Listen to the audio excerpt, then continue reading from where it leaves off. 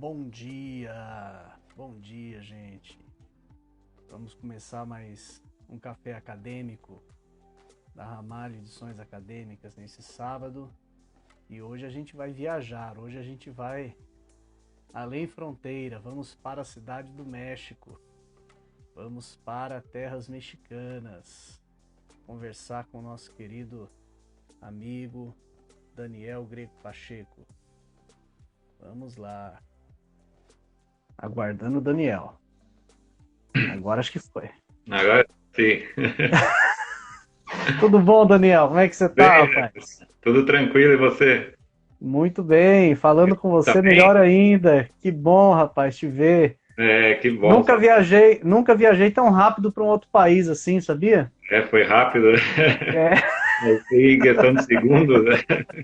que bacana, rapaz. Puta. Olha só, Daniel, quero te agradecer demais, viu, cara, por estar aqui com a gente nesse sábado de manhã. Aqui, horário de Brasília, 10 horas.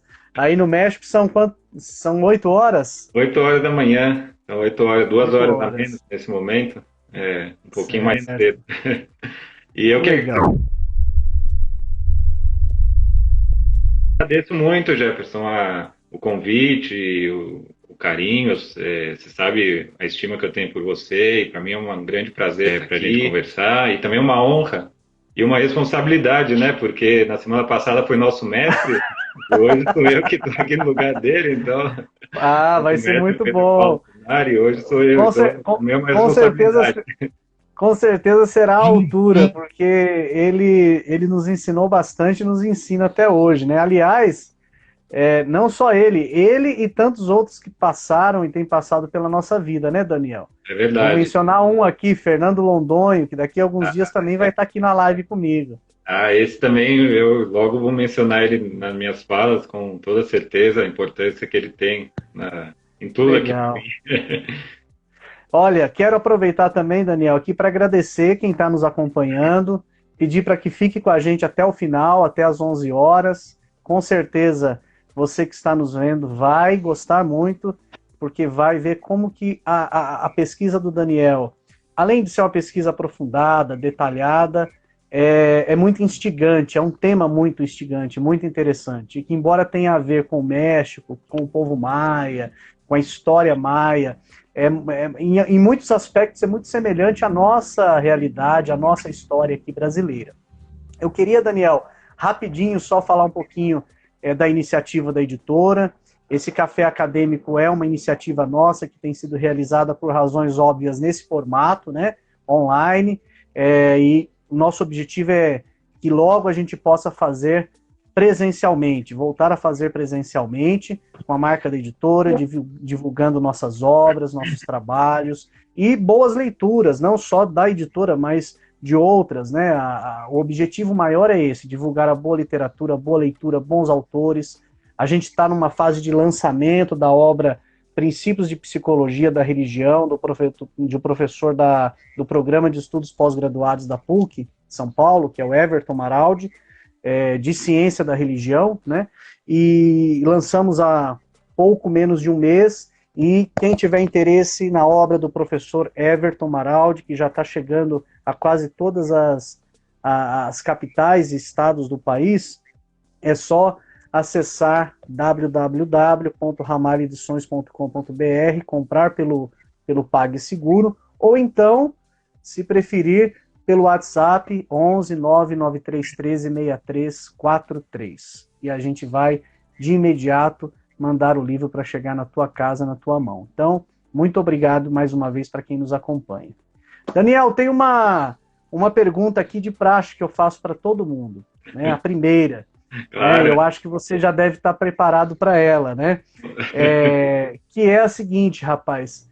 Eu acho que todo mundo quer te conhecer um pouquinho, saber um pouquinho da tua história acadêmica, da tua formação, da tua caminhada de pesquisa desde o início, e o que te levou para o México, para a história maia, para o povo maia, para a arqueologia. Fala para a gente um pouquinho a respeito dessa tua trajetória, tá bom? E mais uma vez, obrigado por estar aqui com a gente. Claro que sim, obrigado você pela oportunidade, pelo convite. E também queria te parabenizar pela editora, por esse projeto tão bacana aí que você montou e está seguindo aí com muito sucesso, com muita luta e muito trabalho. E é um prazer estar aqui com você e vamos conversar um pouco mais aí sobre minhas pesquisas e sobre tudo isso, né? Bom, eu comecei na verdade, eu tenho duas formações. Eu tenho uma formação, eu comecei meus estudos lá atrás como jornalista. Trabalhei muitos anos como jornalista, tenho essa formação de jornalista e logo depois também me formei em História pela PUC São Paulo. E aí é onde realmente eu me encontrei. A minha grande paixão é História e Arqueologia. E o que você me perguntou, né, da minha trajetória, de como eu cheguei até aqui, teve uma pessoa, teve um papel fundamental em tudo isso, que é o professor Fernando Londonho, da PUC São Paulo, porque foi a partir das aulas que eu tive com ele na graduação que ele me apresentou o mundo maia e mesoamericano. Foi como, é até difícil explicar, mas foi como uma paixão à primeira vista, assim. Também pelas aulas super apaixonadas, super competentes do professor Londonho, eu passei a descobrir esse mundo da Mesoamérica, né, que é aqui onde estão os maias e esses estudos. E a arqueologia também, eu também comecei a me interessar nesse primeiro momento na graduação, também a partir das aulas do Londonho, que eu lembro que ele tocava muito no tema da cultura material.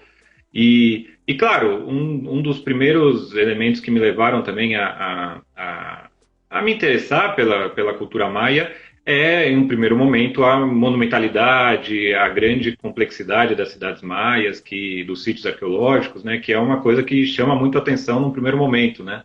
Claro, depois eu fui me enveredando por outros caminhos e vendo outras questões tão interessantes quanto essa monumentalidade maia e segui com esses estudos no mestrado, que eu trabalhei lá com o professor Pedro Paulo Funari, na Unicamp, e também com o tema aqui da área maia, do sítio de Chichén Itzá.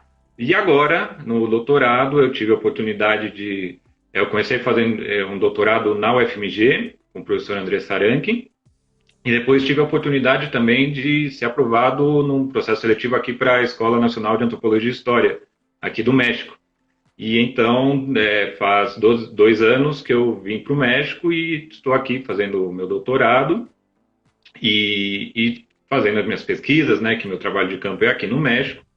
E então, desde de 2018, eu ando por aqui, né? Perfeito. Você está, então, fazendo doutorado na escola, na verdade, doutorado em arqueologia. Isso mesmo. Né? Na Escola Nacional de Antropologia e História, na Cidade do México mesmo. A famosa ENA, antiga ENA. E, simultaneamente, o doutoramento também em arqueologia na UFMG. Exatamente. Agora, sim, lá na Unicamp, que inclusive é curioso, né, Daniel? Porque quando você fazia a sua graduação em História na PUC São Paulo, com o Londonho, e foi, coincidentemente, olhando as datas depois, foi bem na época em que eu fazia o mestrado em Ciência da Religião na PUC São Paulo. Porque você começou em 2008 e terminou em 2012. Exato. Eu comecei em 2009, terminei em 2012. Então foi ao mesmo tempo. E nós nunca nos encontramos na PUC São Paulo. Né? A gente foi se encontrar lá em Campinas, a gente foi se encontrar lá na Unicamp, debaixo das asas do professor Pedro Paulo Funari, que era seu e meu orientador. Exatamente. Ao mesmo tempo, e foram muitos trabalhos que nós fizemos juntos lá. Mas eu queria ver com você se é possível a gente conhecer a tua pesquisa um pouco a partir dessa ordem cronológica. Claro. O que você estudou na graduação em História, o que você estudou no mestrado e o que você vem investigando no doutorado. Antes, porém, eu queria dizer para você que eu estou tomando aqui um licorzinho, nesse copinho aqui, ó. Olha lá, esse eu lembro bem. Que você trouxe para mim de uma das suas várias idas e vindas ao México na época do mestrado. Foi a primeira vez. Foi a primeira vez, né? E hoje eu coloquei o painel verde, né? Não coloquei o painel branco, coloquei o painel verde, pensando, não foi no Palmeiras não, fica tranquilo, foi no México, que tem a camisa verde. É verdade, então tudo bem, né? Tá bom? E mesmo porque você é santista, né? Mas eu costumo dizer que o Santos é meu segundo time. Mas vamos lá. Graduação em História, já jornalista, trabalhando como jornalista, e aí você pesquisa na graduação o seguinte: religião e política na representação iconográfica do Templo da Cruz de Palenque, no México. Exato. O que é isso, essa relação entre religião e política nessa representação iconográfica? Como que isso se dá? O que é de interessante de ser explorado a respeito desse tema, nesse objeto em particular, né? Nessa realidade em especial? Vamos lá. Esse primeiro projeto que eu fiz para a graduação, que eu fiz justamente com o professor Fernando Londonho, que foi uma iniciação científica, que depois virou minha tese da licenciatura, da graduação, foi meu primeiro contato real com uma pesquisa aqui com o tema de Mesoamérica e Maias, né? Eu estou falando muito Mesoamérica. Mesoamérica, para o público que não conhece, é um termo utilizado pelos estudiosos para designar uma área cultural que abarca países aqui da América Central e parte do México, e que tem elementos culturais comuns, alguns principais, como o cultivo ao milho, a estruturação de um calendário, de 2 calendários principais, línguas comuns, origens, histórias cosmogônicas semelhantes, ou seja, são questões culturais que englobam essa área cultural onde existia no passado uma diversidade grande de povos e civilizações e que tinham algum tipo de contato entre elas, né? Então, é um termo usado pelos acadêmicos justamente para designar essa área cultural. Por isso que eu vou falar bastante de Mesoamérica, né? Então, nesse trabalho na graduação, foi o meu primeiro acercamento a um tema de pesquisa aqui sobre os maias. E a minha investigação, eu trabalhei um painel esculpido de pedra que está nesse sítio, num famoso sítio de Palenque, que está aqui no estado, em Chiapas, aqui no México. E esse sítio é um sítio bem importante das terras baixas do período clássico maia. Ele foi um sítio de grande extensão territorial e teve uma grande importância política, como foi um grande centro político no seu período de auge. Isso eu estou falando mais ou menos por volta do século quinto, mais ou menos, depois de Cristo.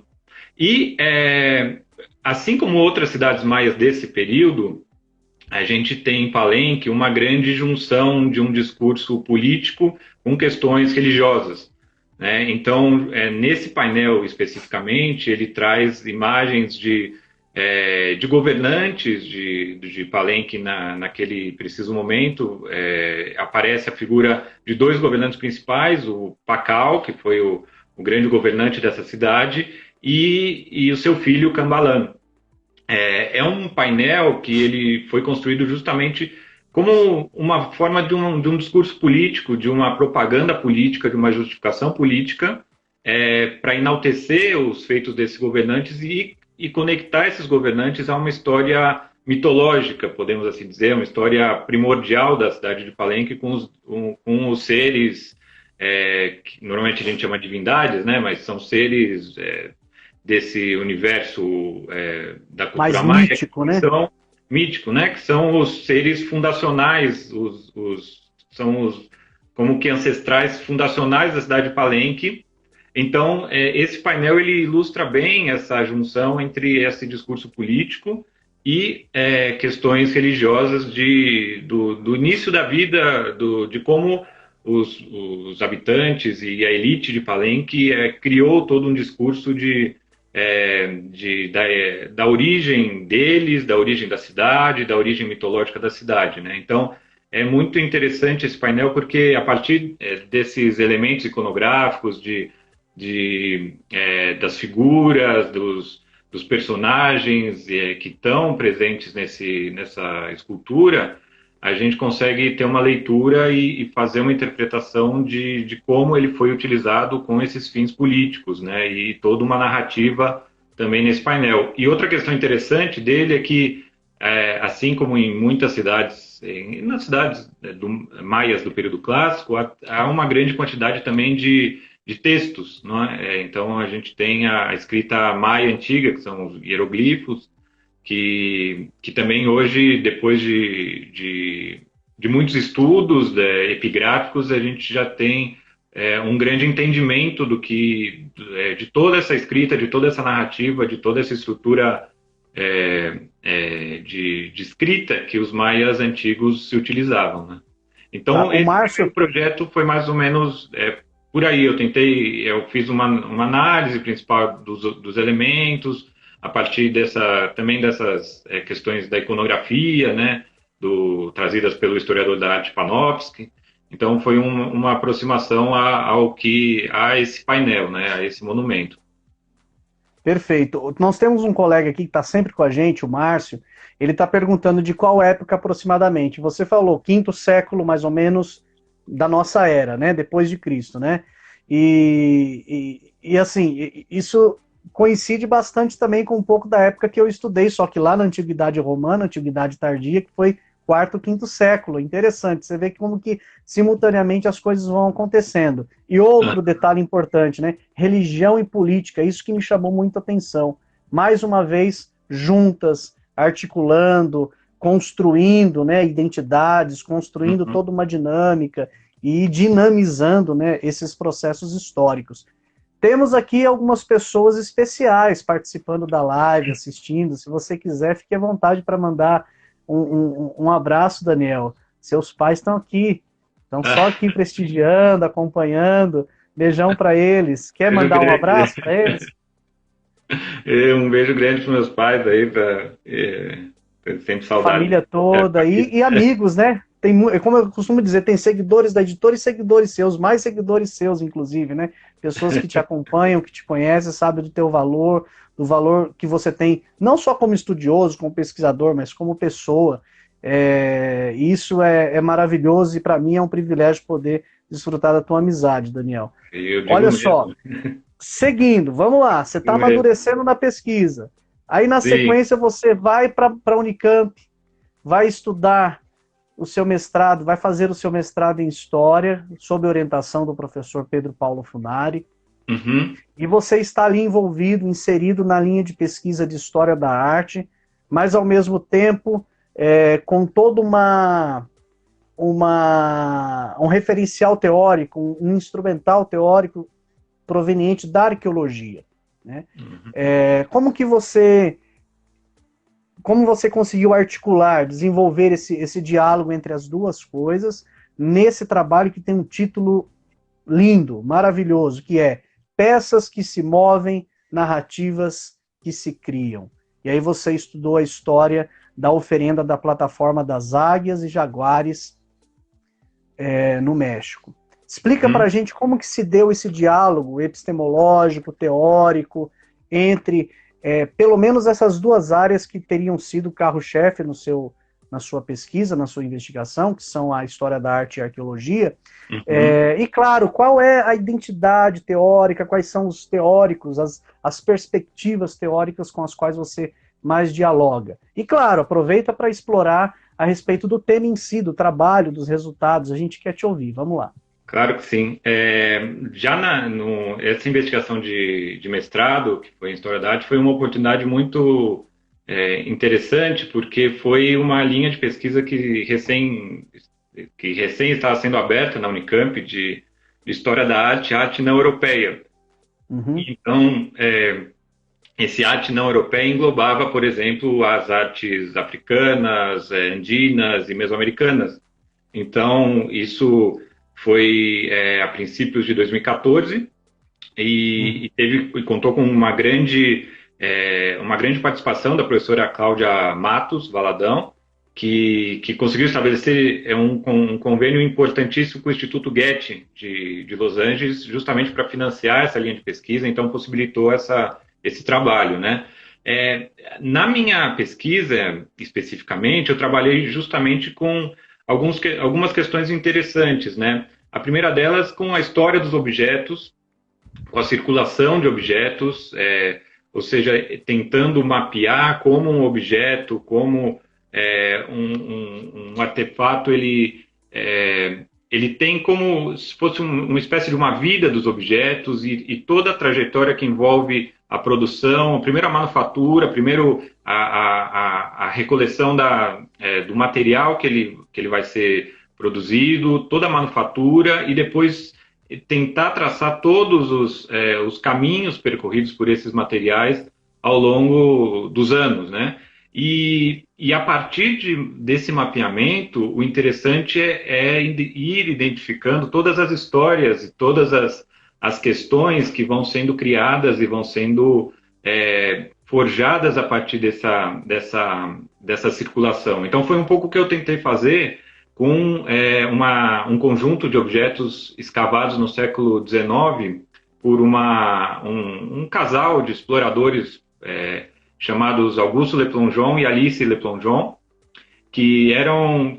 esse século XIX, o final do século XIX, é marcado por principalmente aqui na Mesoamérica, na área maia, aqui no México, uma série de viajantes, de exploradores, que a gente pode considerar como o princípio da arqueologia, arqueólogos amadores, né, nesse sentido.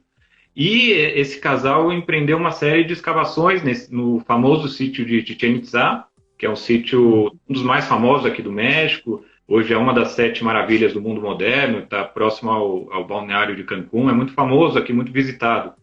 E eles fizeram uma série de escavações em quase todas as estruturas do sítio, e em especial nessa plataforma chamada das Águias e Jaguares, onde eles escavaram uma série de objetos, inclusive uma estátua que ficou muito conhecida, que eles nomearam de Chacmol, que é uma estátua que depois foi encontrada em outras partes da Mesoamérica, em outras culturas, mas com o mesmo formato dessa primeira encontrada aí nesse sítio.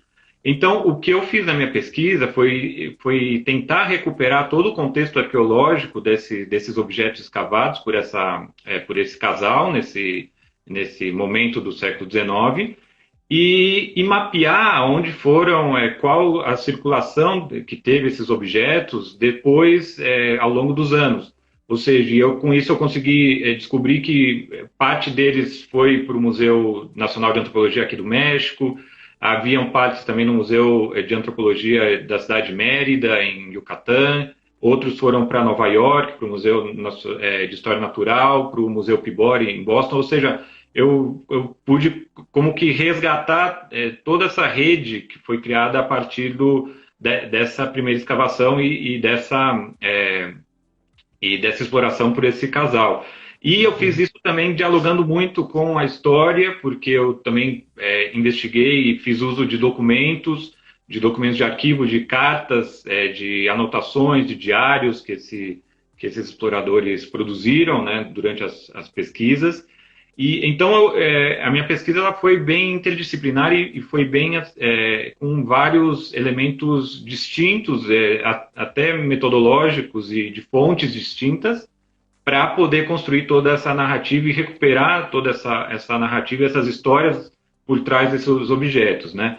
E com isso, na parte teórica especificamente, a gente tem visto que a história da arte, recentemente, ela tem se aberto muito para um diálogo interdisciplinar, sobretudo com a antropologia, com a arqueologia. Então, a parte da história da arte, sobretudo essa história da arte não ocidental, ela tem se apoiado muito nessas outras disciplinas, né? Nessas outras disciplinas para criar uma grande interdisciplinaridade. E isso permite que a gente possa dialogar e fazer uso de ferramentas da arqueologia, por exemplo, né? Que foi o meu caso. No meu caso, com a arqueologia, eu dialoguei muito com a corrente pós-processual, sobretudo com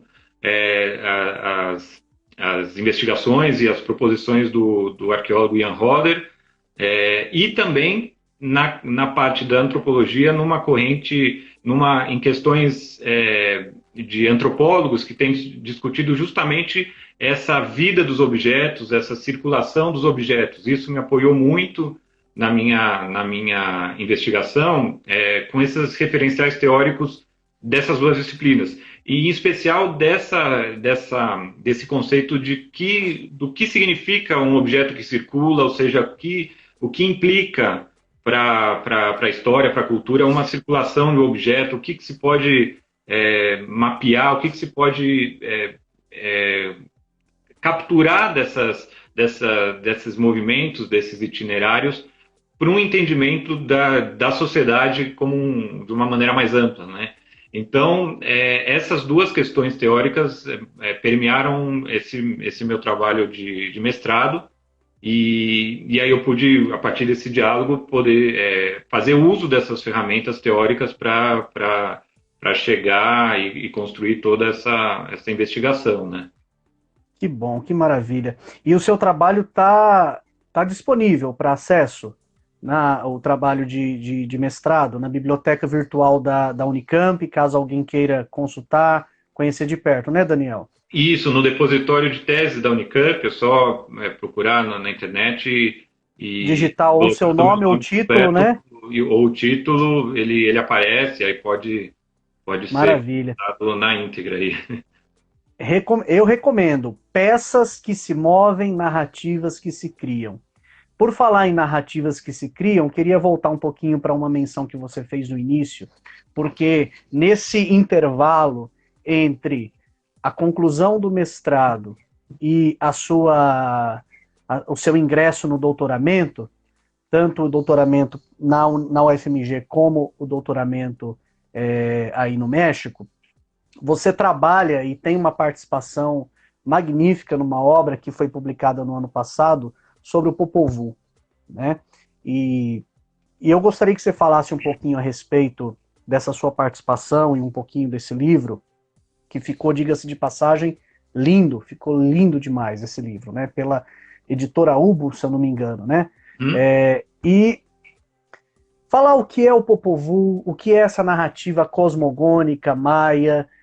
Por quê? Que eu estou querendo que você fale um pouquinho sobre isso. Não só sobre a tua experiência de ter participado dessa obra, mas porque você mencionou no início da nossa conversa a questão do milho, né? Eu não sei se as pessoas sabem, né? Todo mundo aqui, alguns certamente sabem o seguinte, que da mesma maneira que essa tradição que veio para o Brasil judaico-cristã e acabou influenciando de forma significativa a construção do pensamento ocidental, a identidade religiosa ocidental, pelo menos predominantemente, né? Tem aquela crença do mito de Adão e Eva, da criação do ser humano a partir do barro, né? E hoje nós temos uma vertente bastante extremista, inclusive, Daniel, aqui no Brasil, você sabe bem disso, que tende em dizer que as escolas deveriam dar, no ensino a respeito da origem do ser humano, o mesmo peso que dá para a teoria da evolução, dar para a narrativa mítica do Gênesis, né, da criação do ser humano a partir do barro. Como se... Isso quando não defendem que tenha que ser tirado a teoria da evolução, né? Okay. Mas o que é curioso é o seguinte, como se apenas a narrativa criacionista judaico-cristã tivesse existido. Mas a gente sabe que os inúmeros povos da antiguidade e também outros grupos sociais posteriores têm as suas cosmogonias, as suas narrativas, as suas crenças, os seus mitos fundadores a respeito da criação do universo, da criação do mundo, da criação do ser humano. E no caso da criação do ser humano, segundo a tradição maia, segundo a narrativa maia narrada no Popol Vuh, se eu tiver errado, você me corrija, ou pelo menos melhore a minha informação aqui. O ser humano teria sido criado pelas divindades a partir da massa do milho. Não é isso mesmo? Sim. Então, eu queria que você falasse um pouquinho para a gente sobre isso, sobre esse mito, sobre essa narrativa, sobre o Popol Vuh e, claro, sobre sua participação nesse livro belíssimo. Claro. Primeiro que você tocou num ponto muito importante, né? Porque realmente é isso. Cada povo tem a sua própria narrativa cosmogônica, a sua própria narrativa de suas origens, de como iniciou a vida, de como iniciou o mundo, o ser, a pessoa. Só aí no Brasil deve de ter mais de 100 dessas narrativas, porque cada grupo indígena tem a sua própria cosmogonia, né? E justamente parece uma coisa bem absurda você querer unificar e querer dar conta de que apenas uma é a verdadeira, né? Mas enfim, E ainda mais importando lá da Palestina, né? Exatamente, Né? importando de Isso, uma outra isso sem cidade. falar, né, Daniel, também das cosmogonias afro-brasileiras, né? Exato, exato. Yorubá, assim, né? Exatamente. Então é isso. Cada povo tem a sua própria narrativa, sua própria interpretação de como tudo passou a existir, de como tudo foi criado, né? E o Popol Vuh, ele é uma narrativa muito interessante, muito bonita e importante. Ele justamente ele traz elementos dessa cosmogonia maia, né? Ele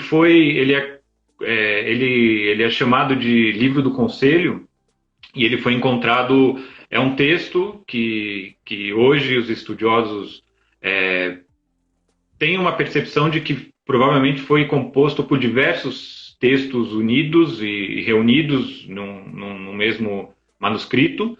E ele foi encontrado no século XVII pelo Frei Francisco Jiménez, na Guatemala.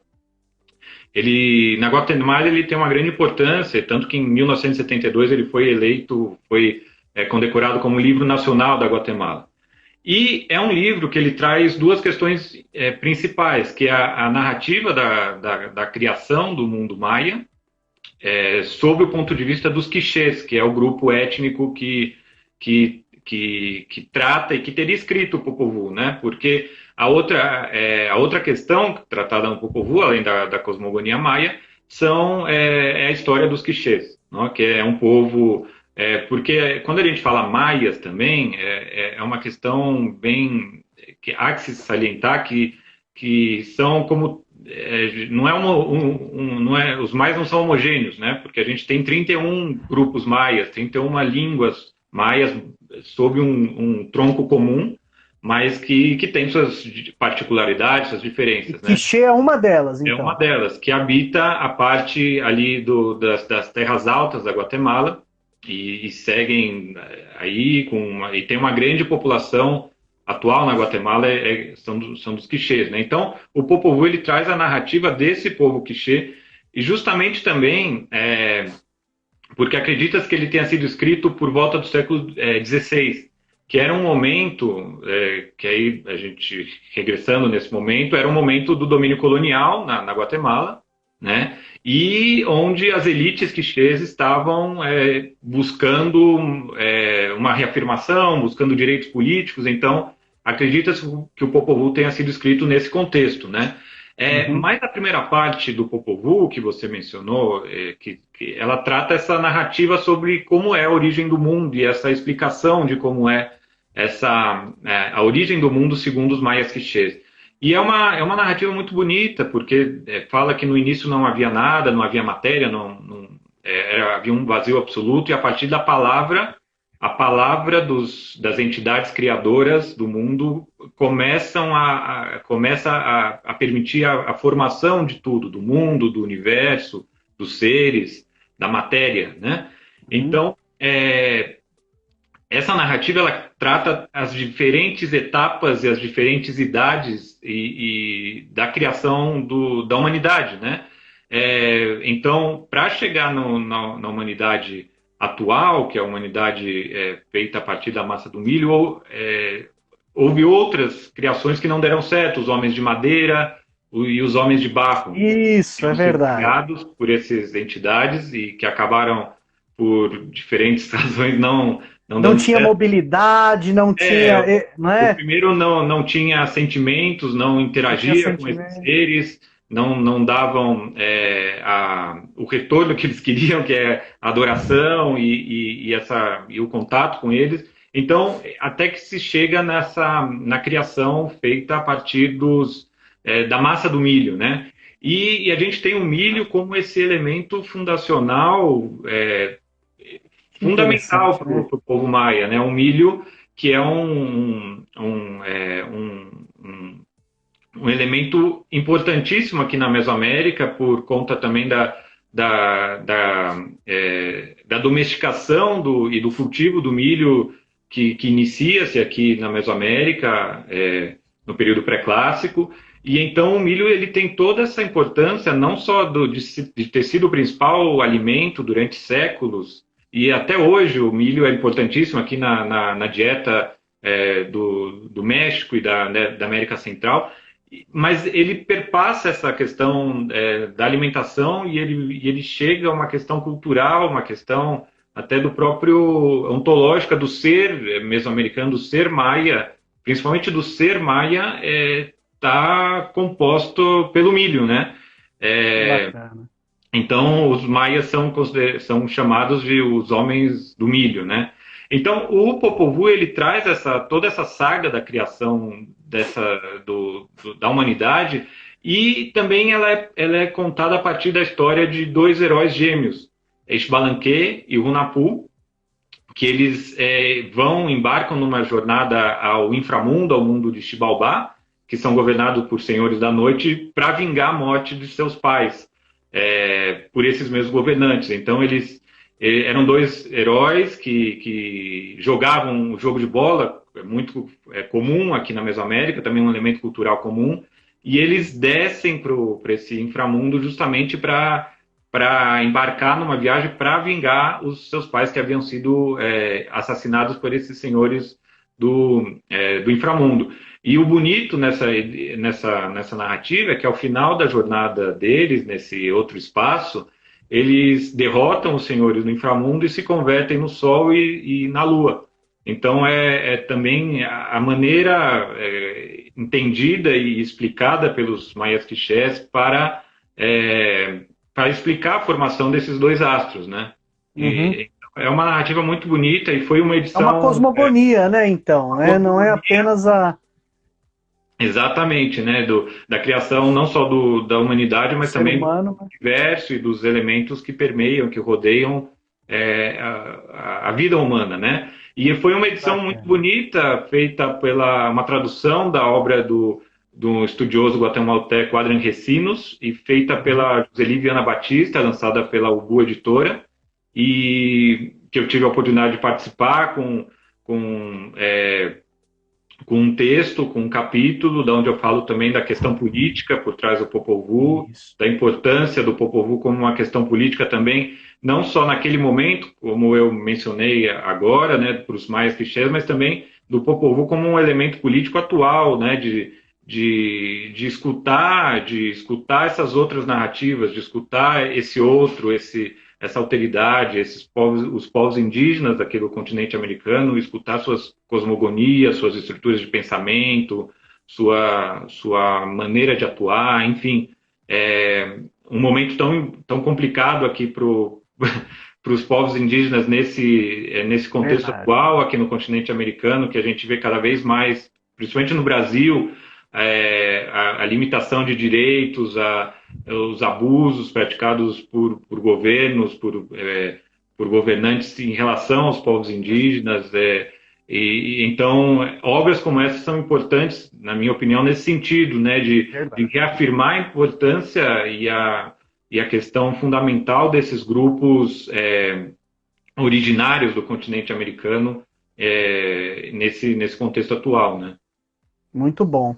Inclusive o seu texto intitulado Arte e Política no Popol Vuh, né? O texto que você tem nessa obra, e quem tiver interesse, o Ubu Editora, não é difícil de encontrar na internet, está super fácil, é uma obra recente, publicada no ano passado, e que eu faço questão de recomendar. Eu quero prosseguir aqui, tem algumas outras questões, mas eu queria que você respondesse, se possível, aqui ao nosso querido Eric Martins, que está sempre com a gente. O Eric é ali do ABC, e um abração para o Eric, e obrigado por nos acompanhar. Ele pergunta o seguinte, se é possível a gente datar, né, pensar aí algum momento em que os maias se estabelecem na América, em meio a essa diversidade, em meio a essa você disse que são quantos mesmo? Quantos grupos maias?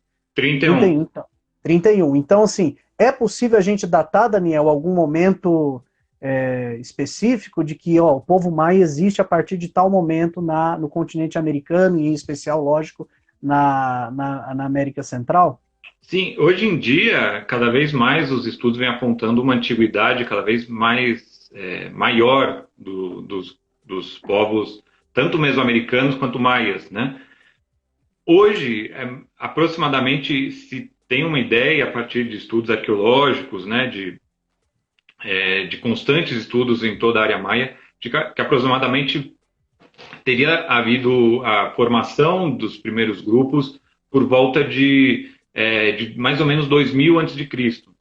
Uhum. É uma antiguidade bem larga dos grupos maias, e porque também nesse período na Mesoamérica a gente teve a ocupação de um outro grupo importante chamado de Olmecas, que também foi um grupo muito importante que se formou na Mesoamérica também nesse período e que teve como que contatos também com os primeiros povoadores maias do litoral, enfim, e que também influenciou muito os primeiros povos formados, né, de língua maia e nesse contexto então, né? Então, hoje é mais ou menos essa datação que se tem, mas os estudos sempre vão apontando, é interessante que apontam cada vez mais uma antiguidade desses grupos, né?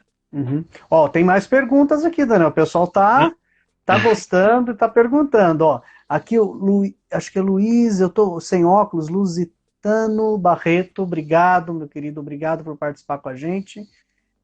Como era a relação de comércio dos maias? Eles faziam, por exemplo, alguma troca com outros povos do sul da América, por exemplo, do sul das Américas? Existia algum tipo de relação comercial, se é que a gente pode usar essa expressão? Sim, os povos maias, ao longo de sua história, eles estabeleceram uma série de trocas, de intercâmbios comerciais, sobretudo com os povos aqui, dos outros povos aqui da Mesoamérica. O que se tem aqui da Mesoamérica, mas o que se tem notícia assim de mais largo, há muitos objetos, sobretudo o que me vem assim na cabeça, principalmente objetos que foram encontrados no sítio de Chichén Itzá, num dos cenotes do sítio, que provém da América Central, da região ali do Panamá, provavelmente alguma coisa também ali da Colômbia e da Costa Rica, que eram objetos principalmente de metais, né, de ouro, que provém dessa região. Então, seguramente o que a gente tem assim concreto é que muitos objetos vieram da parte da América Central, principalmente Costa Rica e Panamá. Da América do Sul, na área maia que eu tenha conhecimento, não se tem notícia. Mas outros povos, principalmente mais concentrado na Mesoamérica mesmo. Na costa, mas tem alguns povos aqui da Mesoamérica, da costa do México, de Tolima, que se tem notícia de que haviam intercâmbios com povos ali do litoral dos Andes, né? Mas esses são povos que faziam esse intercâmbio com outros aqui do Oriente do México. Então,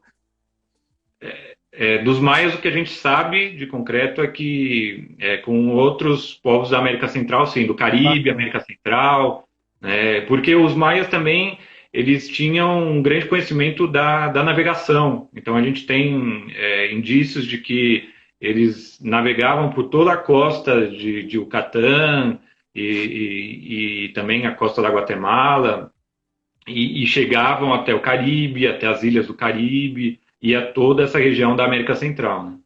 Que legal. Você falou Tolima. Tolima tem a ver com o time de futebol Tolima ou não tem nada a ver? Não. Eu gosto desse time, sabia? Você gosta, né? Gosto.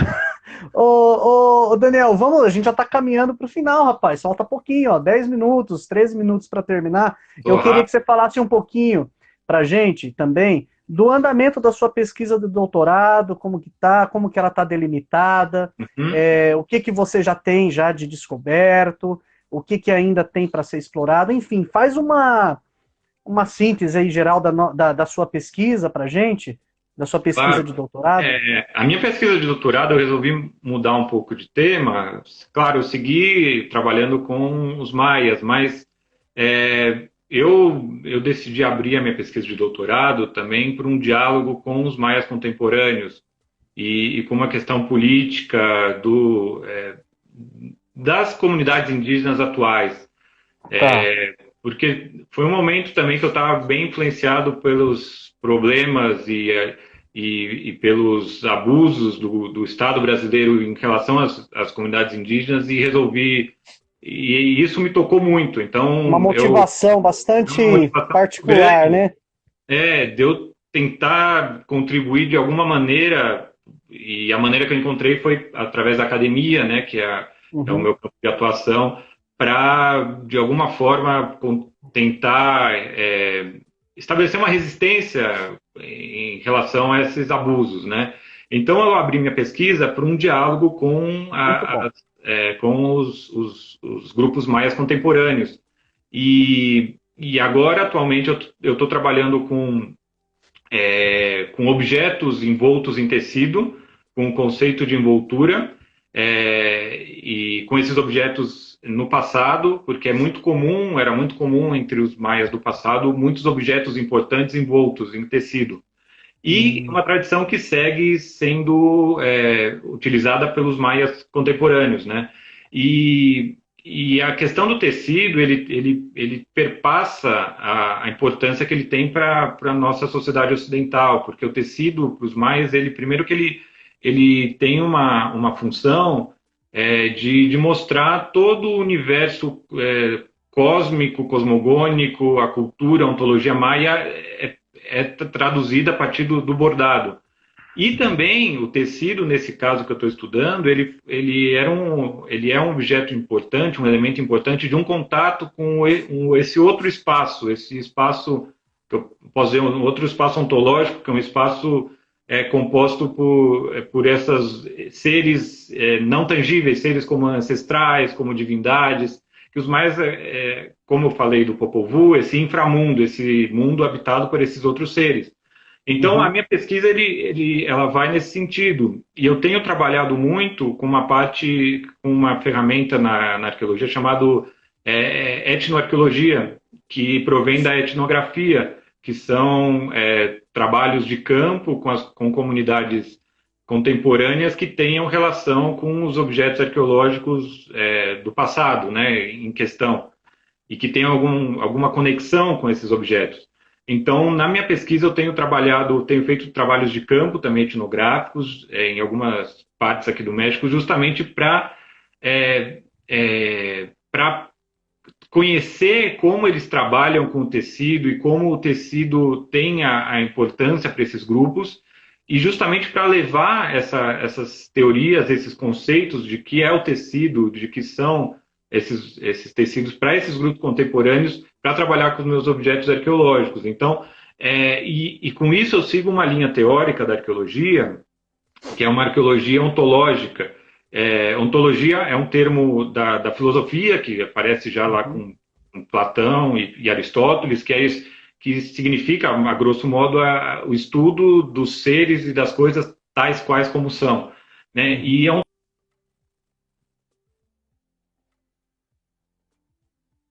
E pela arqueologia, sobretudo pela antropologia, justamente como uma forma de levar a sério essas estruturas de pensamento e esses conceitos dos povos não ocidentais, dos povos diferentes dos povos ocidentais, desses povos originários, né? Então, é uma maneira de você dar uma voz, não dar uma voz, mas você levar a sério esses povos e a maneira como eles interpretam, a maneira como eles pensam o mundo, como eles pensam os seres, não como uma crença, não como algo, como uma visão de mundo, ou seja, de um mundo único, de um mundo verdadeiro, que é o mundo ocidental, e como diferentes visões. Não, é uma maneira de dar a importância devida a esses grupos, né? De vê-los em sua integridade, em sua totalidade, né? De pensamento e de tudo.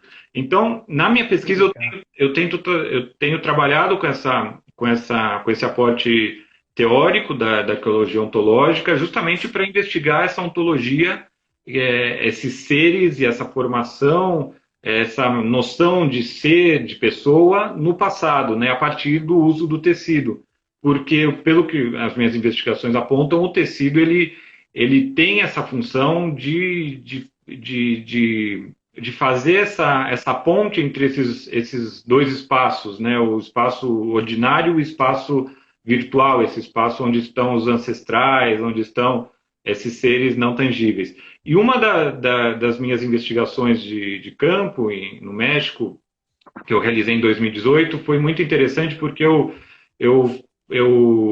fiz uma análise, um estudo uma cerimônia do Dia dos Mortos no povoado de Pomute, em Campeche. E é um povoado que é um povoado maia e que resgata e que tem essas tradições presentes, né, do passado pré-hispânico, também mescladas com tradições cristãs, né, por conta da colonização, e que durante o Dia dos Mortos, nos meses de novembro e outubro, de outubro e novembro, cada ano, eles fazem uma limpeza dos ossos dos seus ancestrais, dos seus parentes, né, que estão no cemitério da cidade. E então, a partir desse contato com esses restos dessas pessoas, eles estabelecem toda uma sociabilidade com esses seres, com esses ancestrais, né? Num sentido de que mostra que a vida biológica não termina com a morte, ou seja, a vida não termina com a morte biológica. Ela continua, porque esses ancestrais eles são convidados, eles regressam ao nosso mundo ordinário para sociabilizar, para comer, para estar em contato com os seus parentes, né? Então, a cada ano, essa cerimônia que chama Hanal Pichán, que é a comida para as almas, os parentes entram em contato outra vez com esses ancestrais, a partir disso conversam com eles, recebem, e também abrem suas casas, preparam toda uma comida, arrumam a casa justamente para receber esses ancestrais e para conviver com eles nesse momento específico. Então, muito legal esse encontro. Interessante para perceber também justamente essa outra ontologia, para perceber como esses grupos maias têm essa outra estrutura de pensamento, onde os ancestrais, onde a vida e a morte não tem uma barreira tão definida como é para nós, por exemplo, né? E esse encontro de duas heranças culturais e religiosas, em grande medida distantes, diferentes, e que se estabelecem aí na contemporaneidade, né, na nossa época, no nosso tempo, né, Daniel? Exatamente. Daniel, cara, a gente já está com o tempo quase estourando. Eu quero te agradecer demais. O meu grande amigo Carlos Bregantin colocou um comentário bacana aqui. Se você quiser aproveitar e comentar em cima. Estive no México em 2003, em Querétaro, e Cidade do México, e visitei o centro histórico, e é algo fascinante pisar em terrenos com tanta história. Ótima live. Obrigado, Brega. Obrigado, Bregantin. Você é muito generoso, muito carinhoso e muito amigo de estar acompanhando a gente, divulgando. Você tem alguma coisa para complementar, falar aí a partir da fala dele, Daniel? E já aproveita para fazer as suas considerações finais, que você tem 1 minuto e meio para isso. Claro, vou correr aqui. Não, ele tem razão.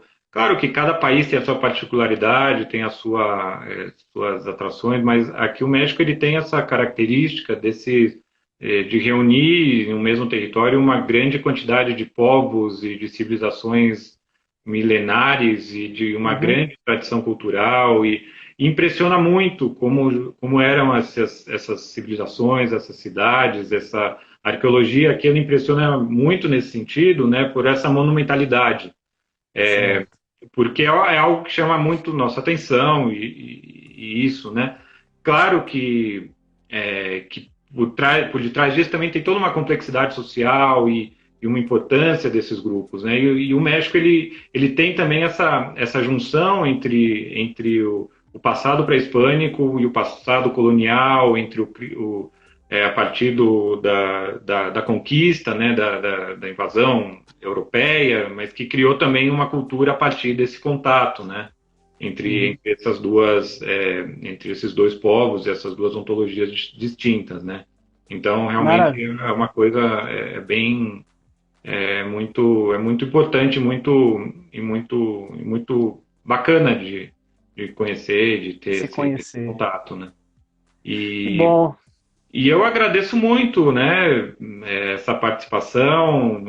Mais uma vez, obrigado, Jefferson. Uma pena que passou tão rápido Passa rápido. Conversa boa passa rápido, né, cara? Muita coisa aí para falar, enfim, muitos temas ainda para tocar, mas para mim é uma grande, como eu falei no começo, um grande prazer você abrir esse espaço, né, para as pesquisas de diferentes tipos, para diferentes pesquisadores que estão começando, como eu, outros consagrados, como o professor Funari, que foi na semana passada.